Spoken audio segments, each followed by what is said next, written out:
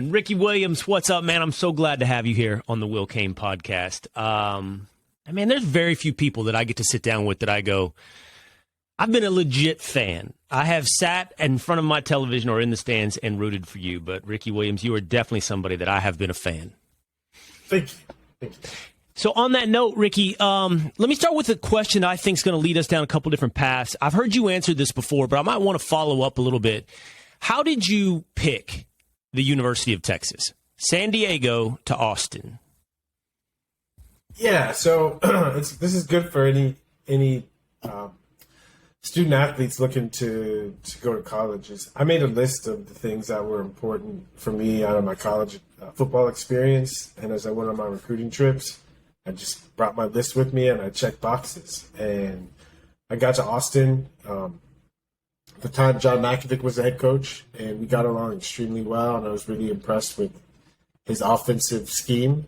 And I wanted to start as a freshman. That was probably number one on my list. And I believed him when he said I'd start at fullback.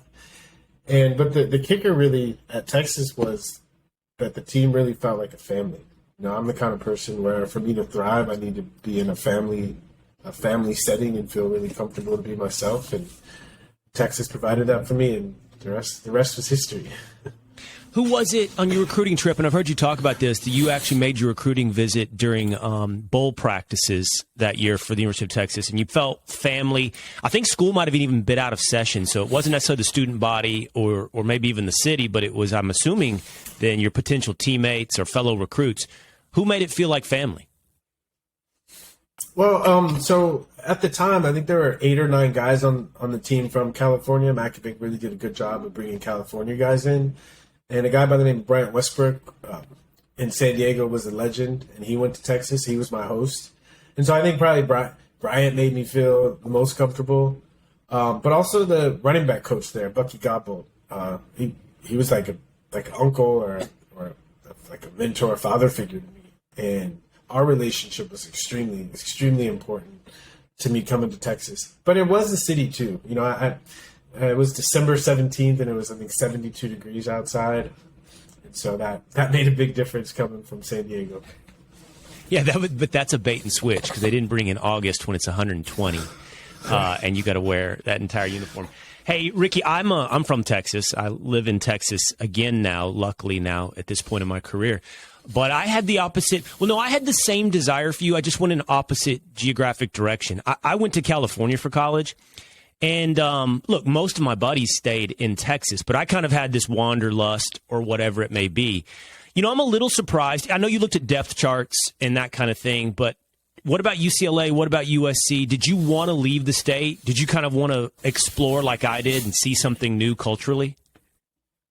Not necessarily. I just wanted a certain kind of experience. You know, my first pick coming out was Stanford.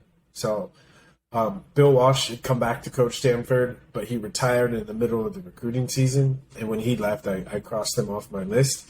And then SC and UCLA. UCLA scratched off pretty quick, one, because they had a running back by the name of Skip Hicks, who was pretty good. And also, I just felt like growing up in San Diego, UCLA was like the generic school that everyone went to. And so they came off my list pretty quick. And I was really hot and heavy for USC, but I didn't quite believe Coach Robinson when he said I would start at fullback, because even the fullback in USC's offense doesn't do much. But I think it came down to USC in Texas. You know, I think I even forget that fullback was such a big part of your career because, look, in your head, fullback is, you know, Daryl Moose Johnston. It's a blocking back, and here you are, you know, all-time rushing leader at Texas, and, I mean, amazing NFL career. So what was it? I mean, Priest Holmes was there. I don't think he'd been injured yet. So was it a guarantee at starting at fullback? It was a guarantee to start at fullback. It was supposed to be for a year because Priest was coming back for his senior year, but he tore his ACL in the spring practice season. So he took a medical red shirt, and we brought in a JC transfer, a local guy from Austin named Sean Mitchell, who tore it up. Sean rushed for 1,000 yards my freshman year. And so I stayed at fullback for 2 years. That my sophomore year, Priest and Sean shared the halfback duties, and then when they both left, I moved to tailback. So, yeah, I mean, at the time I left college, I was the all-time leading rusher in college football history, and it was pretty cool considering I played fullback for 2 of those years. Yeah. That's very cool. That's 2 years as a fullback. Okay, I wanted to look, man. You're a thinker, and that's what is the most. I get to indulge my University of Texas fandom to start, but really, what I'm fascinated by about you is how much thought you give things, even if they're things that I don't end up necessarily in agreement. You're somebody I know I can trust has put thoughtfulness and time into wherever they are. So this is what I'm curious about, and I saw you say this on a podcast, something like, whatever culture shock I experienced from California to Texas or San Diego to Austin, you had it way more when you went from Austin to New Orleans. I think you at least alluded to that fact, or may have said it flat out. So I'm going to ask it more broadly. You've done a lot of things. So Austin, New Orleans, Miami. I think you went to Australia. You've certainly been a cultural adventurer. What's the biggest culture shock of your life? When were you most uncomfortable in terms of your environment? Probably New Orleans. Yeah, New Orleans for sure. And why? That was my first experience. That was my first experience living in the deep South. I think Texas is the South, but Austin's a little bit different. And I think just growing up in California, they made such a strong effort in California to integrate schools, especially. And I think going to New Orleans and seeing how segregated everything was, it was. Read about it in books, but to have the lived experience of it, especially when I was famous, so it was weird. It was weird. Yeah. And how? So it's the fact that you bring up your fame. I don't think is something you can just brush over, because famous, black or white, tends to change the way people act around you, right? As you walk through life. So I'm curious, as you're in New Orleans, then what all of a sudden, again, you're walking through the world at this point through the lens of fame.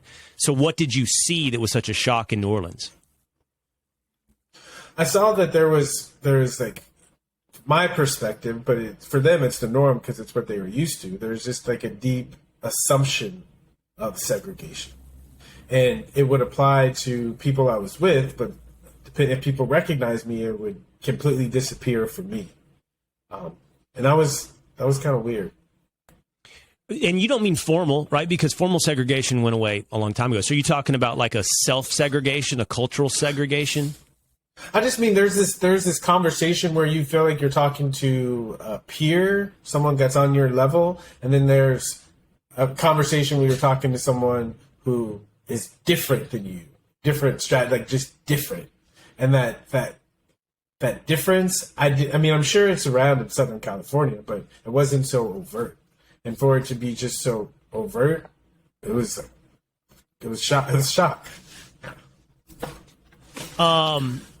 People make a lot, and it's been, you've had documentaries done on this, and that, and I don't know specifics here, so if I use it generically, Ricky, forgive me, but like social anxiety disorder or whatever it may be, your sense of either culture shock or discomfort, because I know those are different because you're dealing with individual things when it comes to that discomfort.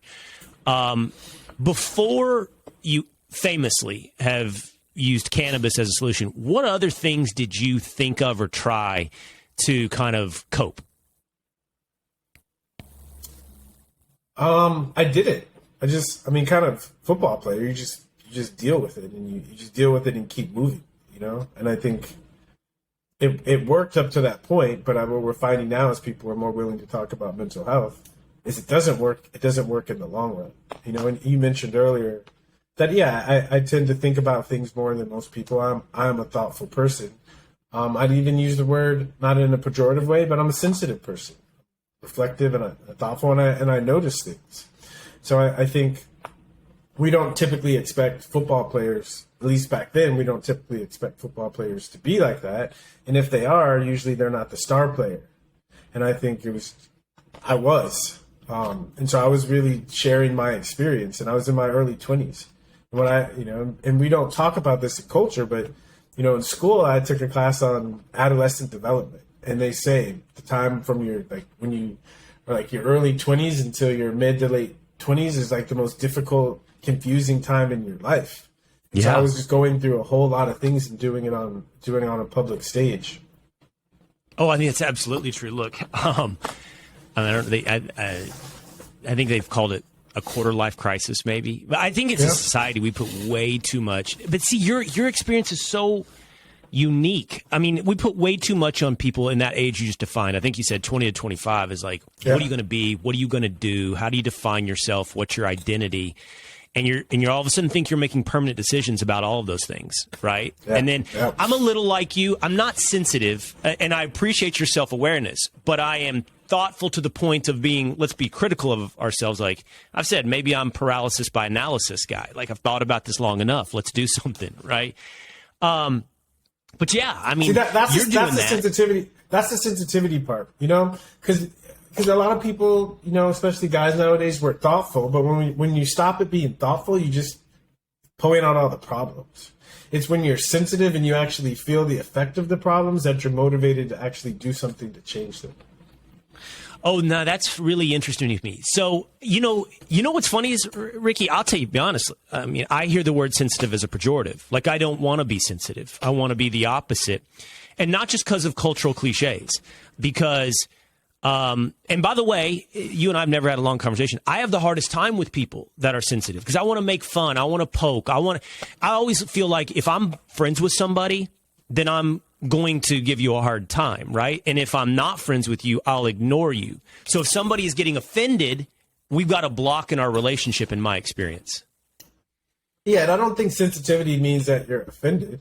It means that you're picking up what someone is putting out, but whether you become offended by it, that's more of your mindset, you know? Because to me, I'm a very difficult person to offend. I give everyone the space to be themselves, and I've learned to not take things personally. But that doesn't mean I don't feel things. And I think that sensitivity allows me to serve as help people become more reflective. Because a lot of times when we're acting, we're not even conscious of the effect we're having on other people. And it's so helpful when someone can relay back to you the effect, especially if they haven't taken it personally, they can relay back to you the effect that you're having on them. Oh, I love that distinction. So I guess I've always drawn a direct causational link, right? Sensitivity to the proclivity to be offended. And what you're describing sensitivity more as like your antennas up. You can feel things, whatever it may be. Hey, when did you, so I mentioned a moment ago, self-awareness. Okay, when do you think you became self-aware about yourself and your desire to think your way through all of these things? I think it happened early. My parents split up, and my generation, I was a latchkey kid, so I kind of had to figure things out. So I think I've always been self-aware, but it's just in the maturity process. It's about gaining confidence and realizing that I know more than the people around me, about myself at least. You know, I think when we're young and we grow up, we're given a script, you know, some kind of script that we're supposed to fit. And for me, I tried so hard. It was a good script too, you know, professional football player, all that good stuff. But it didn't fit, you know? And so for me, it was the confidence to let go of the script that doesn't fit and to take the courageous step to go on the adventure to find a script that does. Wait a minute. So when you say it didn't fit, do you mean sort of like the stereotype, the expectation of a professional football player? It just didn't fit, you're saying? Even beyond the stereotype, just what the job required of me didn't fit who I was. You know, I talk to people all the time, you know, and I the question I like to ask is, what is your relationship like to your character? You know, meaning like when we talk about mental health, right? The idea of mental means it's in here, and we're all in a relationship with our minds, you know, our feelings, the things that come up. And I think at least for me as a guy and a football player, most of my training was to like take who I am, my character, and like put it in a box so that I can do what I'm supposed to be doing at work. And I realized for me I can't compartmentalize like that and stay healthy. And so I had to find work, things that I do, relationships and people that were more compatible with my character. And how would you describe your character? Well, we already have a couple of adjectives: thoughtful, sensitive, analytical. I think that's kind of like thoughtful, passionate. You know, all of how did that work? I think the main thing is thoughtful. That's probably my favorite descriptive word. How did that work in the locker room, Ricky? Well, if you're thoughtful and you're thinking about things that no one else thinks about, then you don't have anyone to talk to. Then what? You don't have anyone to talk to? You don't have anyone to. Yeah, the things that I was interested in tended to, I was interested. I was in the locker room looking at people's astrology charts, So the things that I tended to be interested in, the guys in that environment weren't interested in. It's a simple idea, like with social anxiety disorder. I talk to people about anxiety all the time, and I tell them anxiety is just information, And if it's social anxiety, it's information that you're hanging around the wrong people. So as soon as I removed myself from the locker room, the football environment, social anxiety magically disappeared. So, hey, okay, so you've been in a football locker room your entire life. I asked you about culture shock. In a way, was a football locker room culture shock for you? Did you feel out of place in a football locker room? I felt out of place in a professional football locker room. Something about college. Maybe it's changed with the new rule changes. But I mentioned this earlier. Something about college that felt like family. Like we were all there together. I mean, for the most part, for all intents and purposes, we all lived together. And we all knew each other on a deeper level. And it was like we cared about each other. And when I got to the NFL, I just realized that people don't care so much at this level.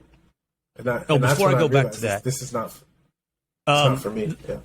So what about, I've never heard you talk about this. You may have. So what do you think about NIL and sort of the look, it's hard to avoid it. It's professionalization at the collegiate level for football. What are your thoughts on NIL? I mean, I get it, and I think it's great that young men are able to learn about money at an earlier age. But I'm also, in this sense, I'm a traditionalist. I'm a big fan of amateur sports. And the word amateur, it comes from the root amor, which means love. This idea of playing for the love of the game. And, the fancy psychological researchers have shown once you start receiving extrinsic benefit from something, the love of it tends to decline. Oh, I think that what you're describing is exactly true in that what's going to change about college football is what you loved about college football, without a doubt. And I don't think any of us know where it's headed. It's impossible to project this, but it sounds to me it's professional. It's professional sports. I mean, that's where it's headed. And so what will that look? You encountered all those things, and you were saying, I'm going through what everybody else is going. I'm 20. You came back for your senior year, so you're 22, 23, and now fame, money, professionalization. Now kids at 18, and I'm with you. Like, I don't know that you can stop it. I don't know that you should stop it, but I do know you have fundamentally changed something, and you don't know where it's going. Yeah, I mean that's life though. And the older I get, I realize the world is constantly changing. I mean, when I was growing up, we didn't have internet or cell phones. We didn't have any of those things. And so it's a different world. You got 12-year-olds making six figures on YouTube. So it's a different world. I mean, hopefully it moves to the place where, we have a proper perspective on money. And it's not so much about having it, but more about how it improves the quality of our life and the people around us. All right, so go back to the so you were uncomfortable in a professional locker room. Was that team? Is that coaches? Or is that also teammates? No, I don't even blame. I don't point the finger at blame. This idea of if someone accepted an incorrect idea of who they're supposed to be, you're supposed to be uncomfortable when you're doing that thing. Mm-hmm. Right? That's what I'm saying is the point of anxiety, is showing me that even though this was the path, the conventional path that everyone thought I should take, it wasn't my path. And I had to wake up to that and realize, okay, this isn't my path, so what is my path? And as soon as I did that, I found my path. And so I think it's a really interesting story. And to me, it was a wake up call to motivate me to learn to think for myself more. Who would you say in your professional career got you? Well, I think getting me is realizing that I'm not someone to be gotten, because I'm such a curious person. If you get me on one day, there's a good chance in a week or two that you lost me. I believe you. That's got to be a little hard, man. Like, right, for your personal relationships. Well, I'm sure that they're very rewarding and they're deep and they're connected. It's hard for people that want to control me. Yes, it's really, really hard. People that want to appreciate me and love me and interact with me and learn from me, it's beautiful. That's the whole thing about knowing who you are, right? You don't expect people. You know who you are. You don't expect people to accept you if they don't accept you. And I think that the gift of being thoughtful, especially about myself and knowing myself, is that I'm pretty much comfortable anywhere I am doing anything, because I don't have unrealistic expectations of other people to make me happy. Right. Let's talk for a minute about cannabis. Hey, do you obviously you just started this new business, Heisman, which I want you to tell me about, but do you like that it's not your identity, definitely not your identity, but how about your public reputation, your external brand has been so associated with one thing for the past, what are we looking at now, 10, 15 years in cannabis? I've learned to embrace it. I've learned to love it. Yeah, at first, because most of us growing up, we were taught that if we consume cannabis, our brains are going to turn into fried eggs. And so there's definitely a stigma that we're working against. So I wasn't comfortable at first, but I've learned to really embrace it, and especially when I realize how many people have been inspired by the story and people have attended to their own mental health because of the story. So, as a famous person trying to find meaning in it, I realized that I had a platform, and if it was only scoring touchdowns, then it's not enough. I feel like I needed to make a difference in the world, and I didn't feel like I was making much of a difference as a football player. As only a football player. I heard you tell the story, by the way, so I'm not going to ask you to retell the whole thing, but the first time you smoked weed or something like that was at UT after you found out your girlfriend was sleeping with Major Applewhite and you had a bad game, which was I didn't know that about Major Applewhite and you, which, by the way, you didn't sound like you harbor any ill will towards. It's like just a bad moment in your life. Well, again, I'm sure you can tell from speaking to me. And this is the thing about being thoughtful and spending nights consuming cannabis and asking big questions and coming to terms with the difficult things in my life. It's not, for some people they just say it, but this idea of that cannabis is medicine, it's been medicine for thousands of years. And to me, it can help you feel better. It can help your physical body relax, but I feel like it's mind medicine. Our minds get so stuck thinking the way that our parents thought or the way that our culture thinks. When we can let go of that thinking and open our minds to a greater perspective, I think it's what we need, so we don't get stuck up on our past hurts and wounds, etc. Let's have a little conversation about, do you see any downside to cannabis? Of course, but there's a downside to everything if you misuse it. And I think the biggest downside is the stigma, because everyone does it in secret and no one's having an open conversation about it. One example, and stereotypes usually have a little bit of truth sprinkled in. And this idea of the lazy stoner who's not motivated to do anything, And I think the main culprit, I think, is the stigma. It's because when you've been taught that something is not good for you, it's hard for you to appreciate how it can be beneficial to you. And if someone is doing something that's not meaningful to them and they start smoking, they're going to be aware of, I don't really want to do this, and then they're just going to sit on the couch. Our tagline at Heisman is Spark Greatness, and we're trying to change the conversation, because once you get clear about what you don't want to do, it creates a vacuum and an opening to get a vision or to get clear on what you do want to do. And I think if people start paying attention to where their mind goes when they consume cannabis, they're going to get a lot of information about themselves. Oh, so I see. Okay, I hear you here saying two things there. I don't know that I don't think they're contradictory. One, you said, so the stigma or the stereotype of smoking weed or using cannabis is that once you do that, you should be lazy. You should sit around. You should eat a bunch of crap. And then so therefore when people do it, they live up to that expectation. That's one I think I heard you say. But I also heard you kind of preach moderation as well, or misuse or misabuse. Does that mean moderation?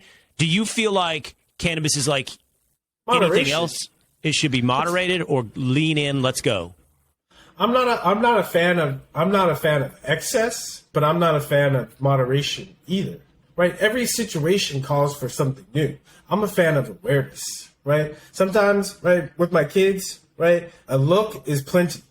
Sometimes I have to stand up. Sometimes I even have to raise my voice. So I'm not looking for moderation. I'm looking for what's effective. Mm-hmm. What's effective. Moderation is just a judgment. It's how people put us in a box and try to control us. But we're all aware enough to recognize what is necessary in a situation. And I think when we empower people to be that, then they show up more as that. When we act like they don't know what's good for them, then they show up as that. Moderation is a box that people put us into to try to control us.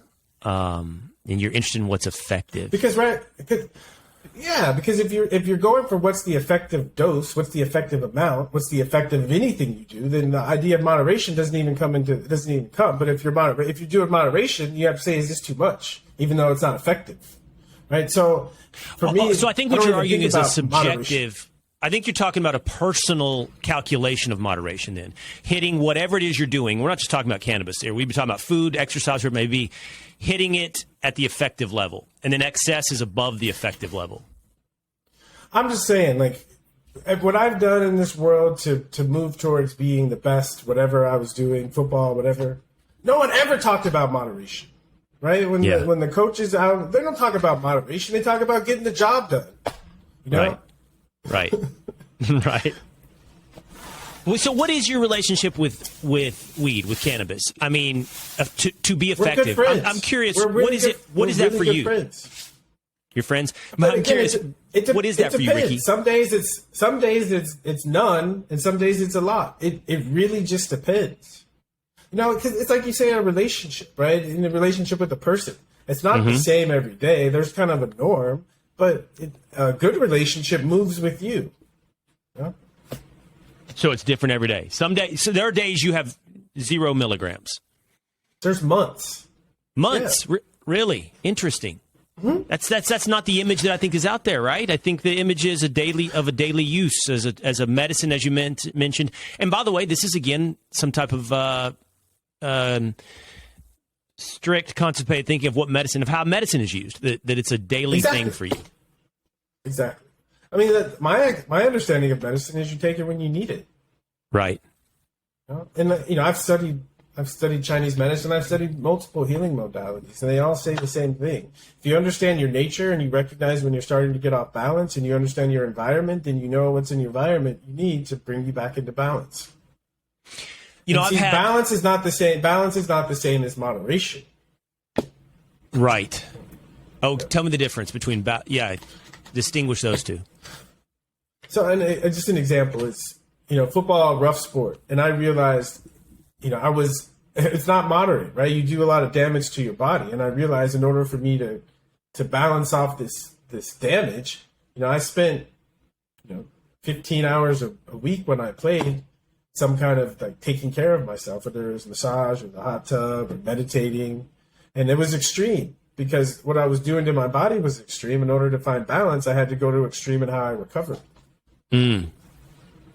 Hey, just a couple of episodes before you will be here appearing on the Will Cain Podcast, I had Dr. Drew Pinsky on. I don't know if you know who Dr. Drew is, but celebrity reality show podcast. What's he done? The Addicted, series on like VH1, Celebrity Rehab. And then I've had Alex Berenson on, who as well written a lot about COVID and vaccines and these things, but he's also less famously written about THC and marijuana. And they both share the belief. I don't know that either of them are abstinence, like zero tolerance, but they definitely both share the belief that people need to be aware that it's not a totally harmless drug, that it can be abused by some people who have mental health conditions that it can exacerbate and lead to psychosis.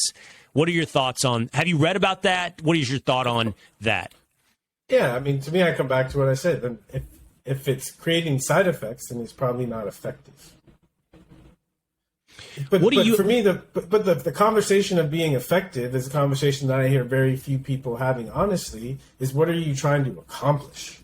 Mm-hmm. What are you trying to accomplish? Then once you know what you're trying to accomplish, you have something to judge whether it's effective or not. What are you trying to accomplish? Perspective, but that requires the humility to acknowledge when you don't have it.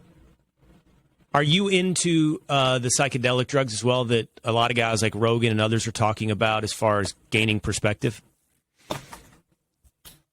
For me, I've found cannabis works for me, and if I need greater perspective or if I'm experimenting or a friend, then I might try. But I feel good, I feel good with what I found.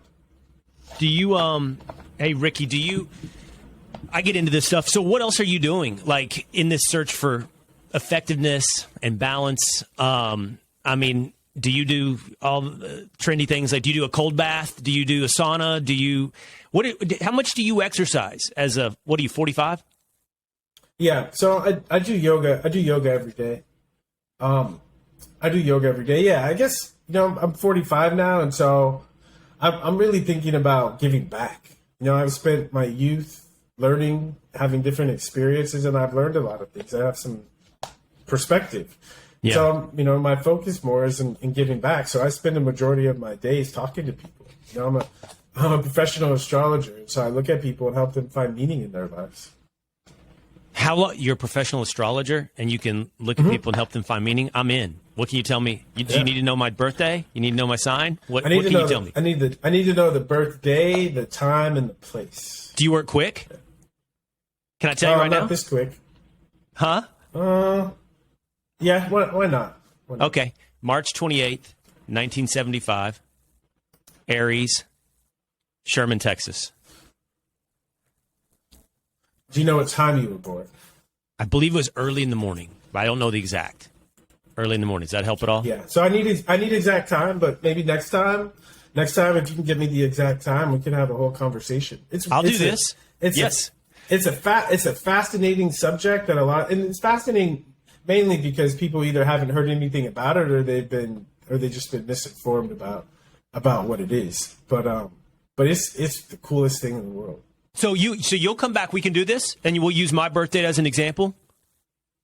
Yeah, sure will. I would love to do that, man. I am not immediately. I think at your point on astrology. Look, I don't know much about astrology. Every blue moon I read it in what used to be the newspaper. Now you don't even see it because you don't take the newspaper anymore. Unless you seek it out. Yeah. But I'm not immediately dismissive. I'm not immediately dismissive of much of anything. That's not astrology. What you see in the magazines, that's not astrology. That's just some entertainment-based article. Exactly what it is. Yeah. Astrology isn't like an ancient system that's, it really is the origin of science. If we think the root of science was the old philosophers and scientists, they wanted to understand how to measure the path of the planets because they realized that they were as a pattern and that there was a cycle. And so that's what really motivated the whole science in humanity is trying to understand what the planets were trying to tell us. We've evolved away from it, but it seems like it's making a big comeback because people seem like they're looking for a purpose and meaning. I see a lot of people, I talk to a lot of people, and they're convinced that they live in a meaningless universe. And once you spend a little bit of time with astrology, you can't think that anymore. Oh, this is so okay, Ricky. Let me fire off a few more, and then I'm gonna let you go about your day in just a minute. So you're into holistic stuff, which, by the way, it's interesting. I host Fox and Friends, and you're with me now, and many people listening, they immediately assign certain stereotypes and expectations of me, by the way, because of the massive brand of Fox. But what's interesting is I was joking with my co-host this weekend, who she would describe herself as very conservative. And we're talking about how we're moving more holistic as we get older, and the way that science has been disturbed over the past couple of years in terms of it's turned into like the rigidity of religion instead of a process. So between our diets and our approach to medicine, we're like, I think I'm getting more holistic. And obviously, Ricky, a big part of that was COVID. Do you have any thoughts you want or could share with me on what you think about like how you approached COVID and the vaccine? Yeah, so I loved COVID. I don't love that people were, well, actually I do, because one of the things like when people get more holistic, it's usually they face their mortality and it kind of wakes them up, and it's scary and all that, but it's so valuable. Imagine someone that lives their whole life and doesn't ever think about the end. They're not ready for the end usually. And so I think the scare got everyone to take things more seriously and take their lives more seriously. So I think it's been a positive. Oh, I think you're 100% right on almost everybody I know, how they live their days and certainly their health. And in a different approach as well. Less medicinal, and I know we just got into talking about cannabis as a medicine, but less medicinal, more health-based, less remedial, more preventative. Yeah, and that's cannabis, really. Any kind of herbs, right? Again, I've studied Chinese medicine, I've studied Indian medicine, which are herb-based medical systems. And in all of the systems, they say if you understand who you're dealing with and you treat the person, then they don't necessarily have to get sick. Because when we manifest disease, the Chinese say, if you're treating the disease after it's here, it's like forging weapons after the battle's already begun. Hey, Ricky, do you believe in fate? How are you defining fate? A predestined future? I think situations are fated. How we handle the situations, that's on us.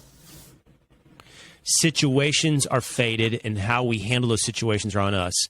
But doesn't the philosophical argument go that if there's that variability, you change the next situation in front of you, which means it wasn't predestined? Well, I think of it like those old books, those choose your own adventure books. Yeah. Loved those, by the way. Loved them. The nature of what you're learning, right, is going to be the same, but you're going to be at different levels depending on how you handle the last one. Okay. Well, so what? if you think of in school, right? Have you noticed in school? I've noticed this. Like when I was in elementary school, I had biology, and then I got to middle school, I had biology again. Then I got to high school, I had biology again. Then I got to college, and I had it again. And we were learning the same stuff. But if I paid attention in the previous school, then it was easier the next time. If I was messing around and not paying attention, I was like, I got to learn all this again. I think. Right, it was fated that I was going to have to take biology again each time, but how I responded was different. And based on how I responded, the next time was either easier or was harder. What I also kind of like about your choose your own adventure analogies is like in those books, right, there was probably 4 potential outcomes. I can't remember exactly, depending on the choices you made. And I would, I don't know that life is an absolute, complete open playing field, an absolute, complete open book. But there are different paths. I don't know if it's a limited number of paths, but you get to choose which one of those paths. I'm kind of shooting from the hip with Ricky Williams here. I'm not sure if I believe that. It's close. It's close.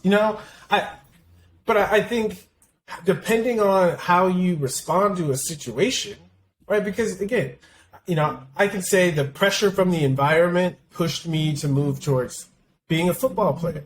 If the environment wasn't there, I probably would have had different thoughts, and I would have gone in a different direction.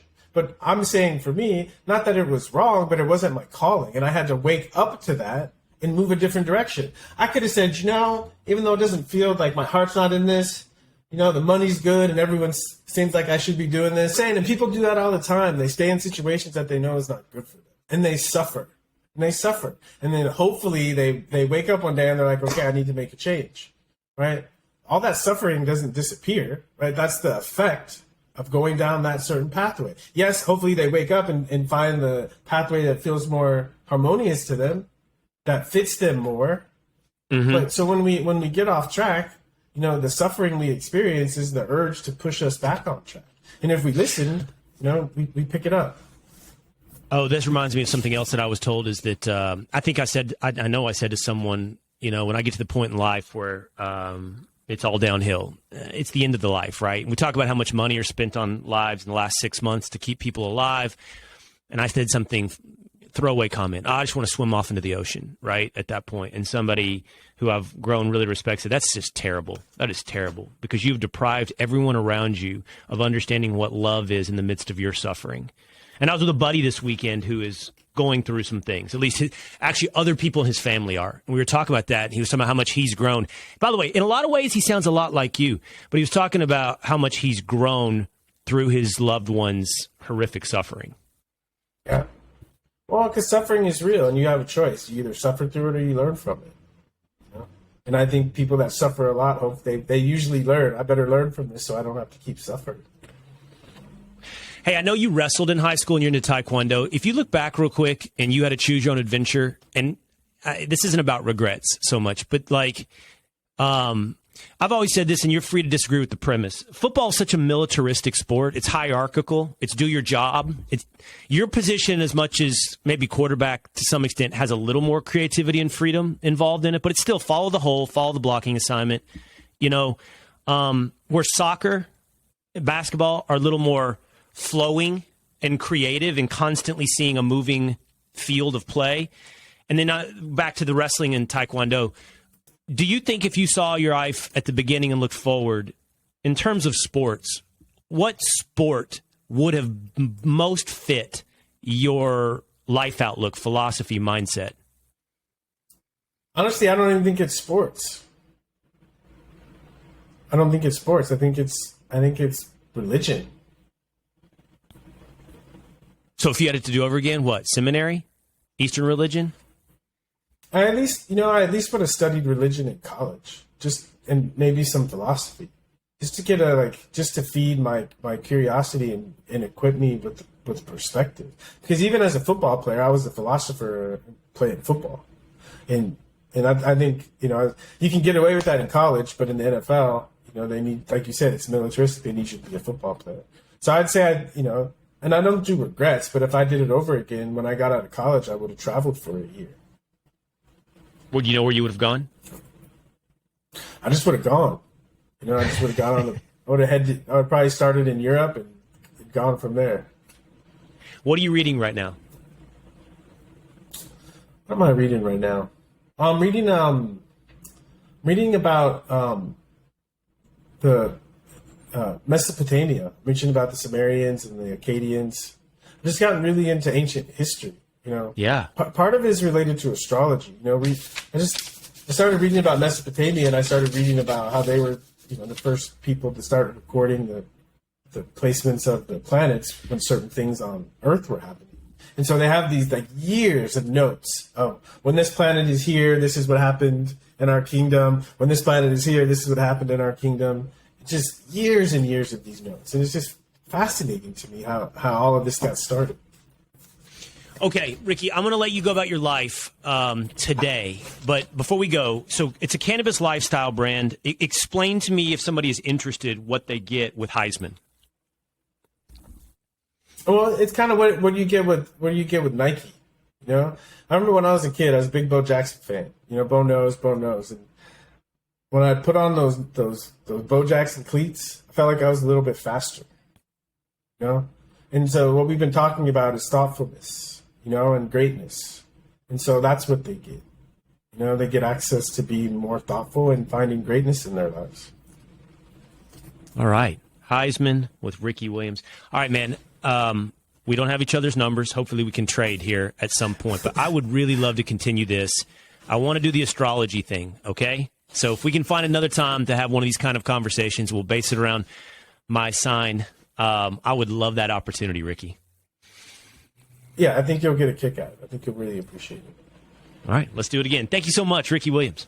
Hey, it's Will Cain. Click here to subscribe to the Fox News channel on YouTube. It's the best way to get our latest interviews and highlights. And click to subscribe to the Will Cain Podcast for full episodes right now.